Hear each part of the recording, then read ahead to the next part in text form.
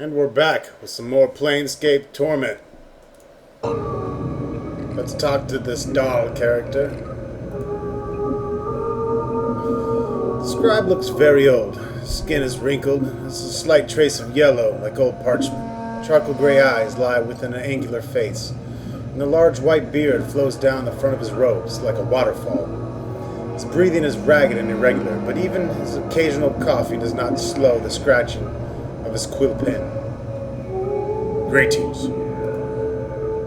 Whoa, Chief, what are you doing? I was going to speak with the scribe. He might know something about how I got here. Look, rattling your bone box with Dusty should be the last thing. Before Morty can finish his rant, the scribe begins coughing violently. After a moment or two, the coughing spell dies down, and the scribe's breathing resumes its ragged wheeze. And we especially shouldn't be swapping the chant with sick Dusties. Come on, let's leave. The quicker we give this place the laugh, the better. Before Morty can finish, the scribe's gray eyes flicker to you. The weight of years hangs heavy upon me, restless one. He places down his quill. But I do not yet count deafness among my ailments. Restless one, do you know me? Know you? There's a trace of bitterness in the scribe's voice as he speaks. I have never known you, restless one. No more than you have known yourself. He is silent for a moment. For you have forgotten, have you not? Who are you? As always, the question. And the wrong question, as always. He bows slightly, but the movement suddenly sends him into a bout of coughing. Ah! He pauses for a moment, catches his breath. I am Dhall. Perhaps you can answer some questions for me, Dhall. Updated my journal. Very well. What do you wish to know? Well, what the hell is this place? You are in the mortuary, restless one. Again, you have come before he can finish. You have come. Before he can finish, Dhall breaks into a fit of coughing. After a moment, he calms himself and his breathing resumes its ragged wheeze. This is the waiting room for those about to depart the shadow of the life. Shadow of this life?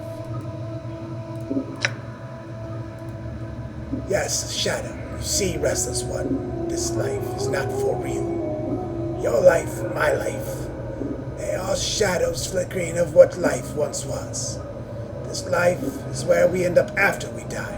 And here we remain trapped, caged, until we achieve the true death. True death?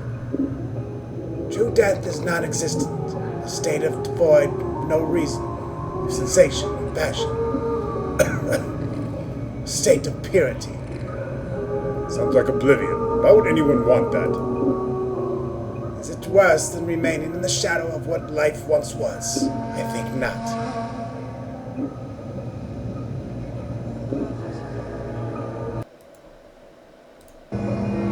Tell me more about the mortuary. This is where the dead are brought to be interred and cremated. It is our responsibility as dustmen to care for the dead, those who have left the shadows of life and walked the path of true death. Dhall's voice drops in concern. Your wounds must have exacted a heavy toll if you do not recognize this place. It is almost your home.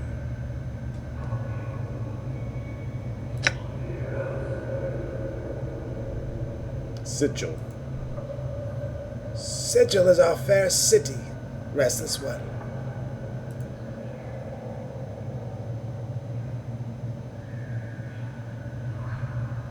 You sound ill. Are you not well? I am close now to the true death, restless one. Do not be long before I pass beyond the eternal boundary and find peace I have been seeking.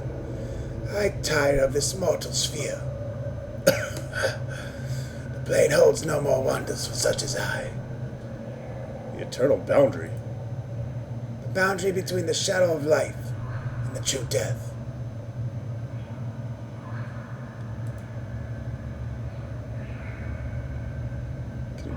How did I get here? Your moldy chide ferried you to the mortuary, restless one. You would think Your royalty based on the number of loyal subjects that lay stinking and festering upon the cart that carried you. I arrived on a cart. Updated my journal. Yes, your body was somewhere in the middle of a heap, sharing its fluids with the rest of the mountain of corpses. Your seneschal, Farrell, was, as always, pleased to accept a few moldy coppers to dump the lot of you at the mortuary gate. Who is this Farrell? Doesn't sound like you like him much. There's some I respect, precious one. Farrell is not one of them. Wears his ill repute like a badge of honor, and takes liberties with possessions of the dead. He is a knight of the post, cross-trading filth of the lowest sort.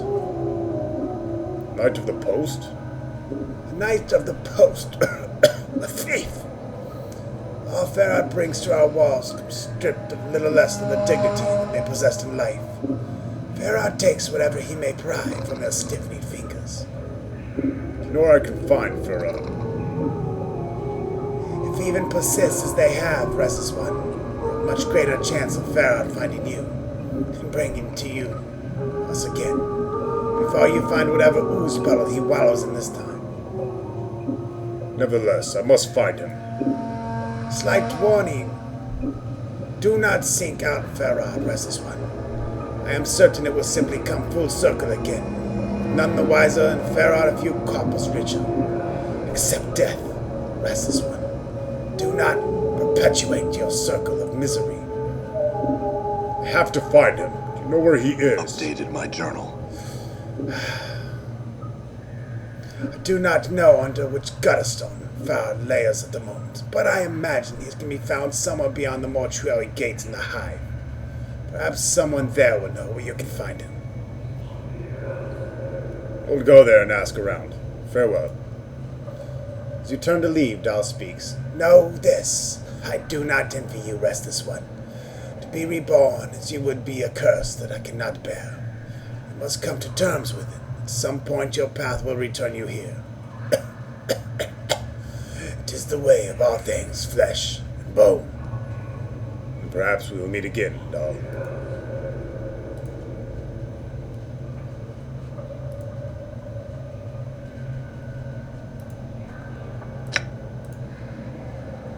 Come on, Morty. Hurry your ass up over here.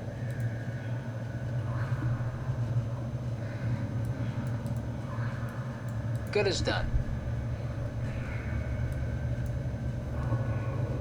Done.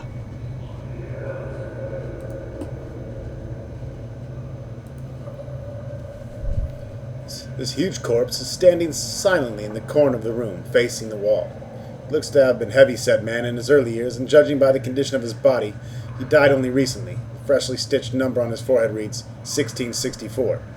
His corpse looks like it's serving as a librarian, for it's carrying a huge stack of books in its arms. His books appear to be old mortuary ledgers, none of them of any particular interest. As you search through the text, however, you notice a loose page folded between two of the books. You are suddenly struck with the feeling that someone tucked it there to hide it. The page doesn't look like it belongs with the ledgers. It looks like it belongs in a logbook. Tear it clean, as if with a knife, so you suspect the page was removed on purpose. You take a moment to read through the page. It's a list of dead bodies brought to the mortuary and logged in the receiving room. All the entries appear to be recent arrivals.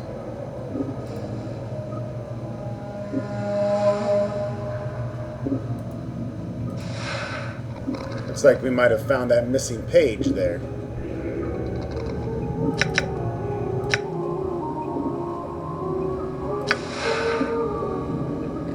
This ragged page looked like it was cut neatly out of a book. It was written in tight, crabbed script.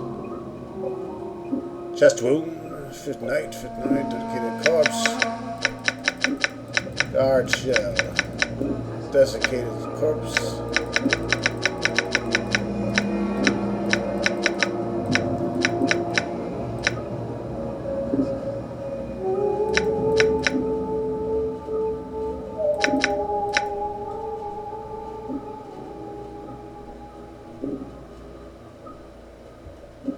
Tiefling male.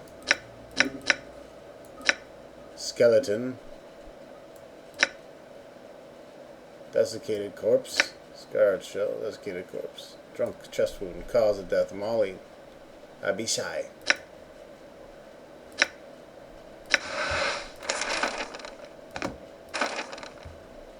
Not sure if we can do anything else with that.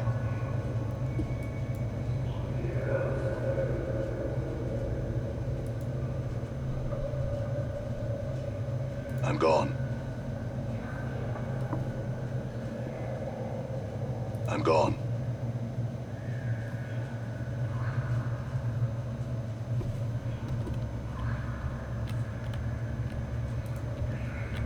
All right.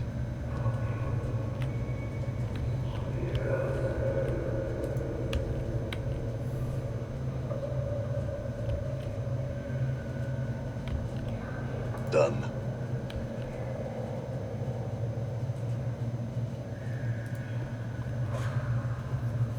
The eyes of this corpse are set close together, and the eyeballs themselves slightly askew. One face is to the left and the other to the right. You barely make out the number 257 traced into its bruised forehead. Looks like the corpse has taken several blows to the head, making the number difficult to read. Don't you get dizzy with your eyeballs facing like that? There's no flicker of understanding in the corpse's eyes. They stare silently off, to the left and right. All right.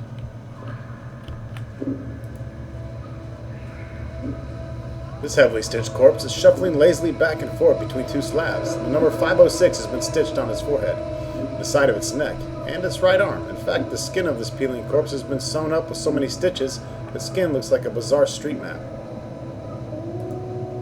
The stitches encircle the corpse, running from its arms across its chest, up its neck, the damp mass of white hair. As you follow the crossroad of stitches, you notice someone has jammed a needle into the corpse's forehead. The needle is attached to a thread stitching up the side of the skull. You could probably unravel it if you had something to cut the thread. Well, let's cut the stitches with a scalpel and pull the needle out. You slice the thread neatly with a scalpel, then pluck out the needle and pull the stitches out. As you do, the skin covering the forehead peels back to reveal the corpse's chalk-white skull, where to your surprise the number 78 has been chiseled. Seems you have two different designations there, corpse.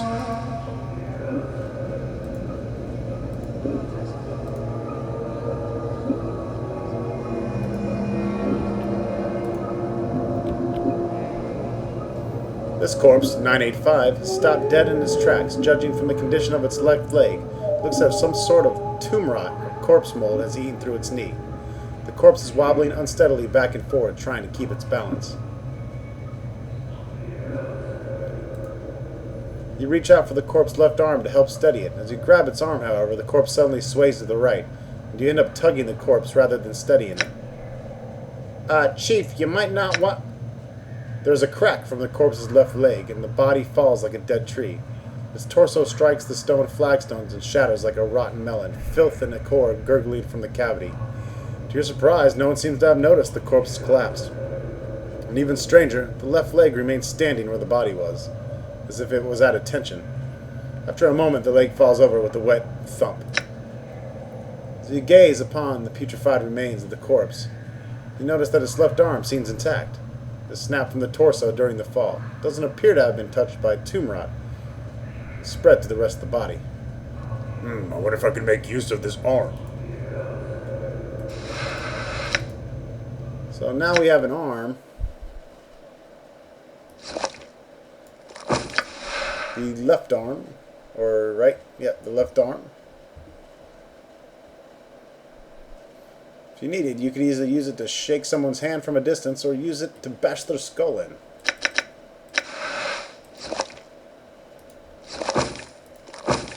Alright, so this counts as a club, I suppose.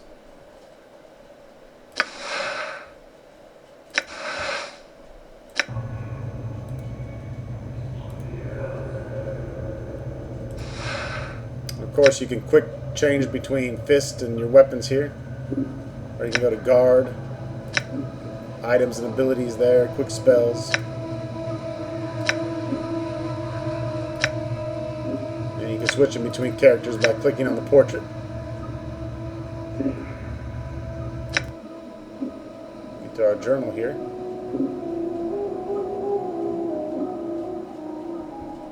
And this one, and NPC. Alright. Here we have NPCs that we've met. There's a picture of Dhall. Dustman females. And zombie females and males.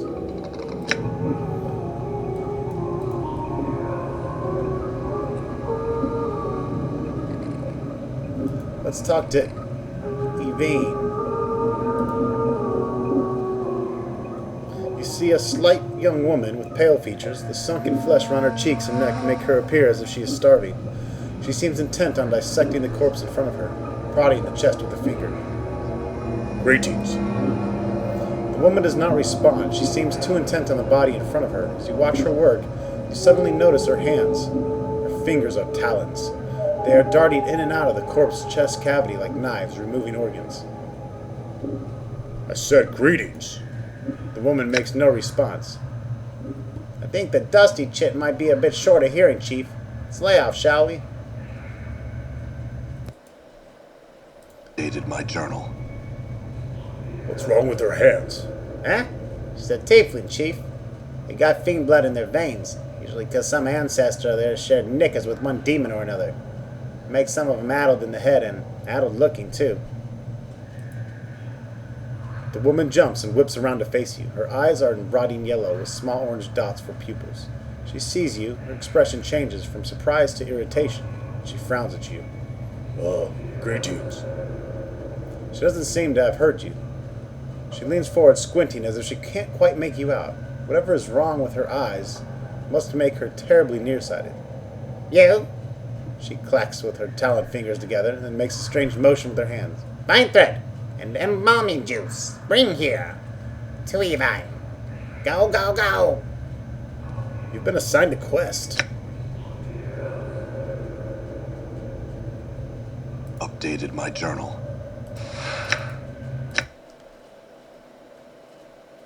Well, we have a needle and thread, so we just need to find some embalming fluid.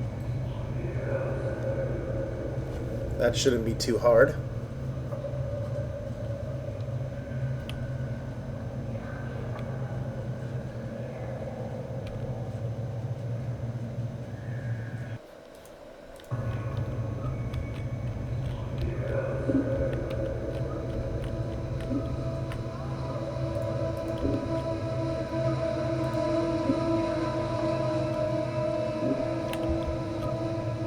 I'm gone.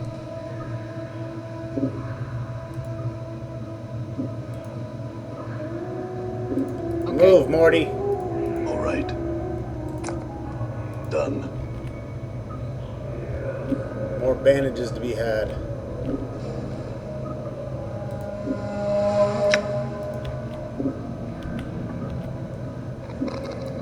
Done.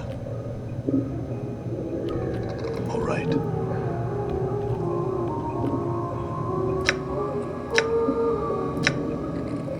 Go ahead and do a quick save here.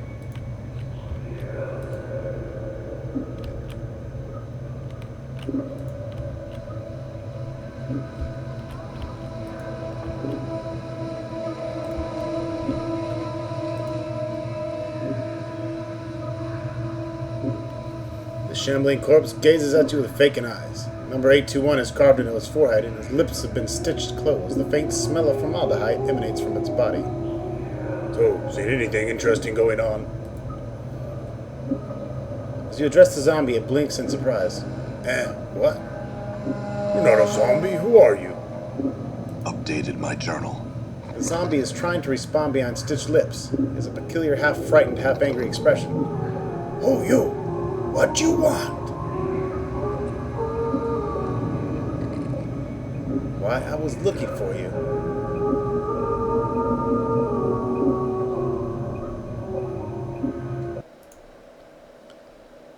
All right. Looking for a way out of here. The zombie doesn't seem to have heard you. He looks up and down for a few moments and frowns. What you do here? His eyes narrow suspiciously. You spy on Dusties? Not a spy. Got sealed here by accident. Can you help me out? He's silent for a moment, then nods slightly as if understanding. Why should I help you? Maybe we can help each other out. You want return? I need to get key for me. A dire key to embalming room. Alright, where is the key? A dusty chit has it. He points at his eyes. She has yellow eyes. He then makes a motion with his hands that reminds you of a pair of cutting shears. Blades on fingers. Dustman woman with yellow eyes and blades on her fingers. I already met her in the embalming room. Hold on, I'll be back with the key shortly. Updated my journal. The zombie squints at you. If you're caught, don't say nothing about me. Let me gut you in your sleep. I'll be back. I'll be back. I'm gone. Done.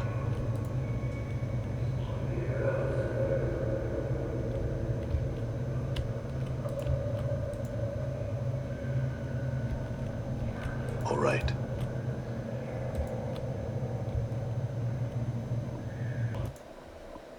Right. Done. Let's talk to Vene again. She is still dissecting the corpse chest with her talons. The rhythm of the talons reminds you of something, but you can't quite recall what. So watch her. Study the motion of her hands. Updated my journal. As you study the motion of Vene's hands, you feel a prickling along your scalp, and then suddenly, you find your vision swimming, blurring until you're standing in front of a freshly slain corpse, rigor mortis making a mockery of its smile. The number 42 has been stitched onto its scalp. The zombie is lying on a slab, and you have just finished stitching up its chest. You have placed something inside, something that may prove useful if you come this way again. The memory of your voice is an echo, strange and hollow to your ears. You cross your arms in front of your chest, and to your surprise, the corpse does too. After a moment, his hands fall back to its sides, and as it does, the vision fades, until you are watching Vene's hands make their stitching motions once more. You have regained a memory. Memories can give you additional experience points, skills, and may even lead you to gaining something else of value later on. She turns, sees you, then frowns. Dumb zombies. She clacks her talon fingers together impatiently, then making a stitching motion with her fingers. Pine thread and embalming fluid. Bring her to Yvonne. Go, go, go. Wait a minute. You make the motion of a key turning with your hand. I need an embalming key. Do you have one? She leans forward, looks at your hand motions, and sniffs. Her hand darts into her robe, then emerges a key hanging from her wickedly sharp index finger. She flicks it into your hand. Bring back what done. Go, go. Updated my journal. Yeah, we'll bring it back. All right.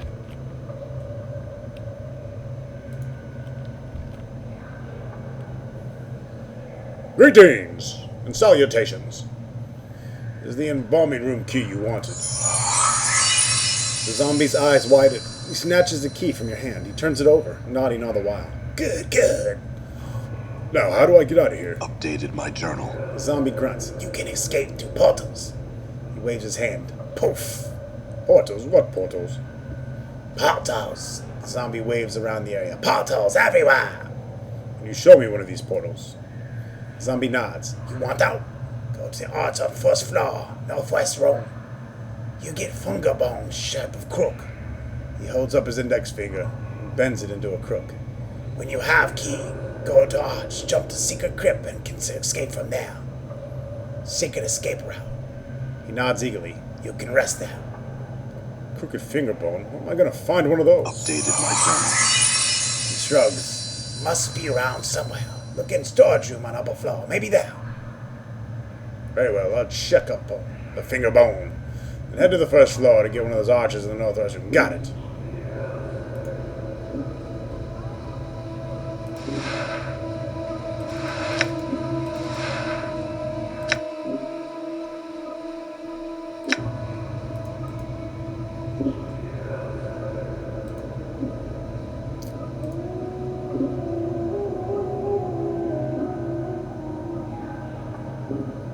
I'm missing a journal. Have you seen it?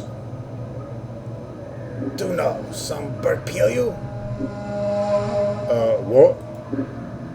The zombie tries to speak, pauses, tries again, then shrugs. Apparently, he can't explain it any better.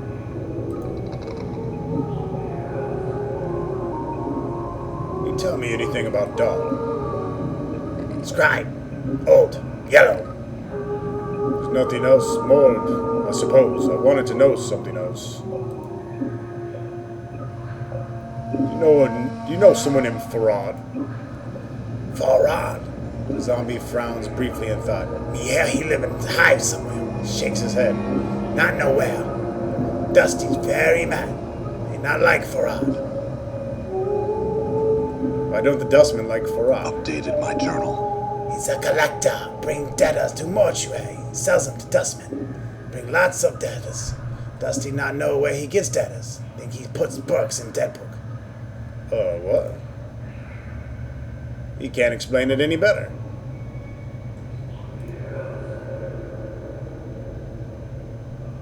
How did you get to look like that? Me good at these guys. He also got scars. He was lots of embalming fluid. Me make good zombie. Dusty stupid. Disguise is pretty good. Say, can you disguise me as a zombie too? He looks you up and down for a few moments, mumbling to himself and nod. Me need jar of embalming fluid. Points to the scars on your chest. And some needle and thread. Alright. I'll go see if I can find some. So he also wants the same items that the Tiefling wants. Interesting. What's up? Sure, why not? Get your flying skull ass over here. You lazy Morty.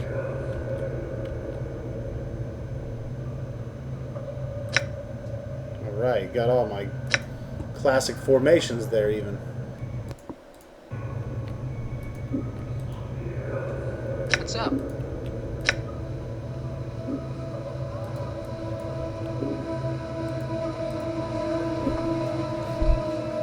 Ha! Some embalming fluid. I'm gone. Some more embalming fluid. All right. I'm gone. Container is locked. Bash it open. I'm gone. Forced it. Succeeded. Ancient copper earring, which is closed. Done.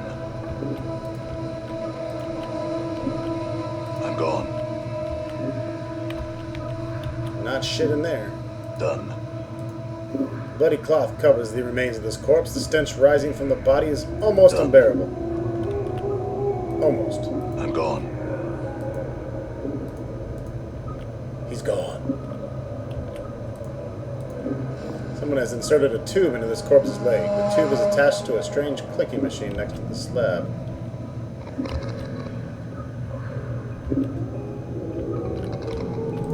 I'm gone. Let's go back and give the Tiefling the needle and embalming fluid. All right. Done.